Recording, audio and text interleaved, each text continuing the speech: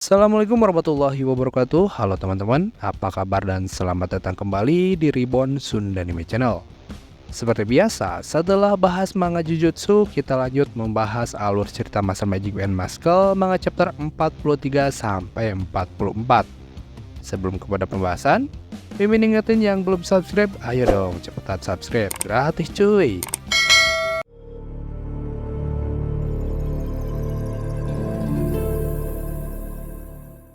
Awal kisah masal Magic and Muscle manga chapter 43 dibuka dengan memperlihatkan Mas menceritakan segala sesuatu yang telah terjadi di ruang sidang, terutama masalah tentang Innocent Zero kepada Finn, Lance, dan Dot. Ketika diberitahu hal demikian, ketiga temannya itu pun agak tak menduga kalau Mas bisa berurusan dengan grup berbahaya semacam itu. Terkhusus bagi Dot, dia sepertinya agak merasa kasihan kepada rivalnya karena telah mengalami banyak masalah. Jadi untuk merelaksasikan pikiran Mas supaya tidak stres, ia pun mengajak Mas dan yang lainnya agar mereka bersenang-senang. Kemudian di panel selanjutnya, diperlihatkan atas rekomendasi dari Dot, 4 sekawan ini pun akhirnya pergi healing ke Jalan Market. Di sana, mereka berempat menghabiskan waktu bersama-sama untuk bersenang-senang layaknya anak remaja pada umumnya. Hingga di suatu jalan, Dot pun mengajak ketiga kawannya untuk mampir ke toko penjual tongkat sihir. Di tempat tersebut, terdapat banyak sekali koleksi tongkat dengan tipe yang berbeda-beda. Dijelaskan jika kekuatan sihir akan memanggil tongkat yang sesuai. Contohnya saja saat Finn sangat tertarik dengan tongkat yang baru saja dia lihat. Seakan-akan tongkat itu memanggil jiwanya. Bahkan ini juga berlaku untuk pemilik garis ganda seperti Lance. Menurut si kakek penjual tongkat sihir adalah perpanjangan tubuhmu, sebuah alat yang membantu mengeluarkan kekuatan. Tongkat yang sesuai denganmu akan membuatmu lebih baik dalam sihir. Kemudian, sang penjual toko pun bertanya kepada Mas, "Kau mau coba?" Mas pun menjawab, "Boleh." Seperti halnya Finn dan Lance, sepertinya Mas pun sedikit merasa ada ketertarikan kepada sebuah tongkat sihir, dan matanya tertuju pada satu tongkat yang tidak biasa, tongkat yang tergeletak di dalam retakan lantai. Mas pun seketika bertanya, "Tongkat apa yang ada di sana itu?"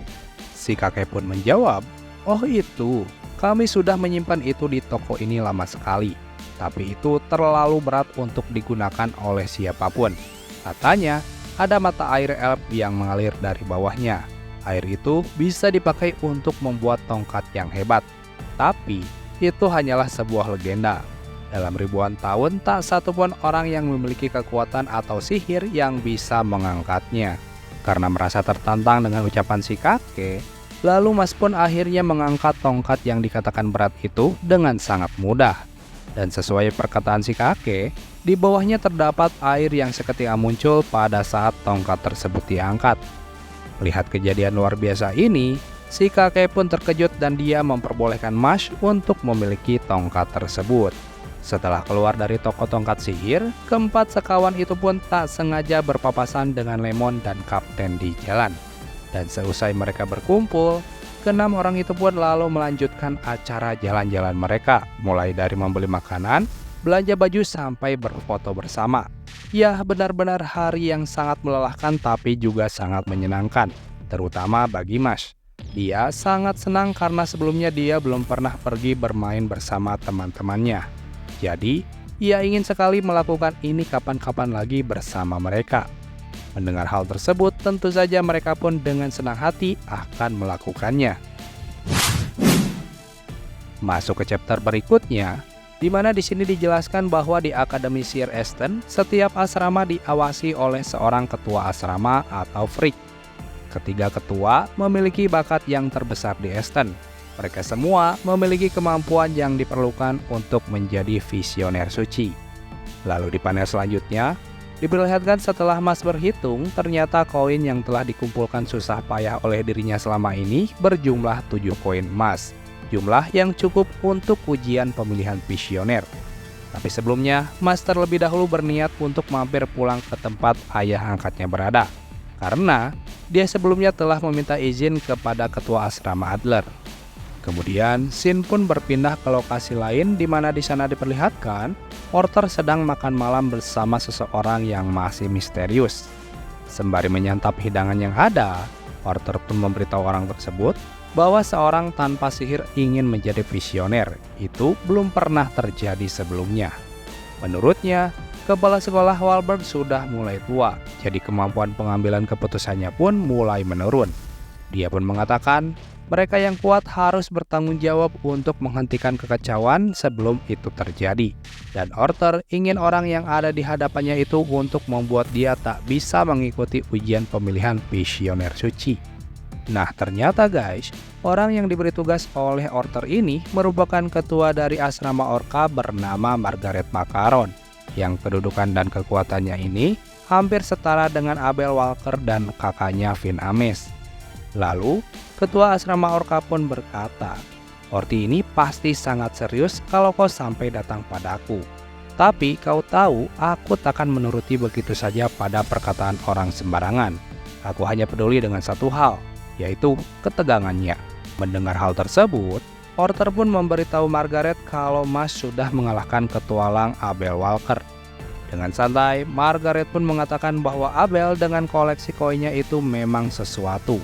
Dirinya pun tak menduga seseorang sekuat itu akan muncul pada kekosongannya. Tapi, pengumpulan koin bukan ukuran kekuatan.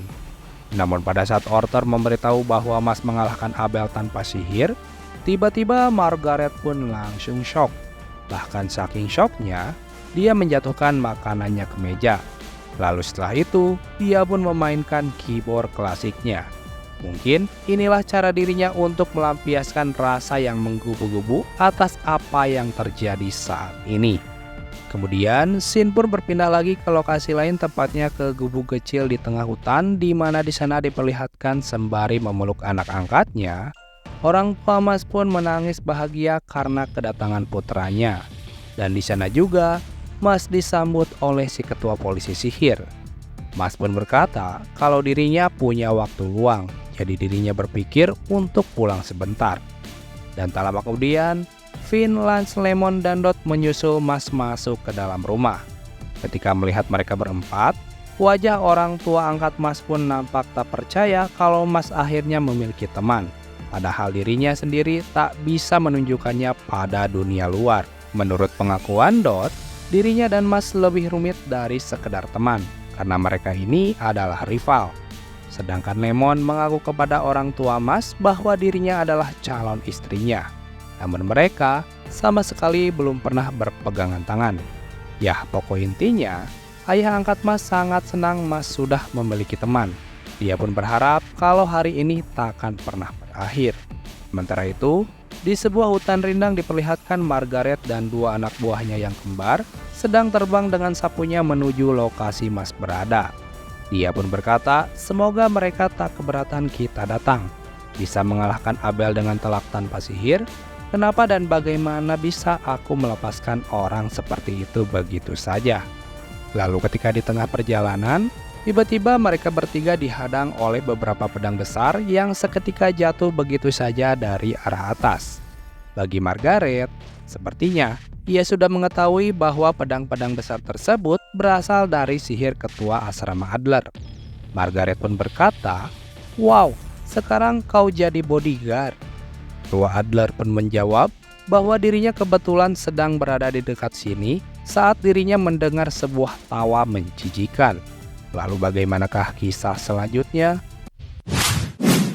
Oke guys, demikianlah pembahasan alur cerita Muscle Magic and Muscle manga chapter 43 sampai 44.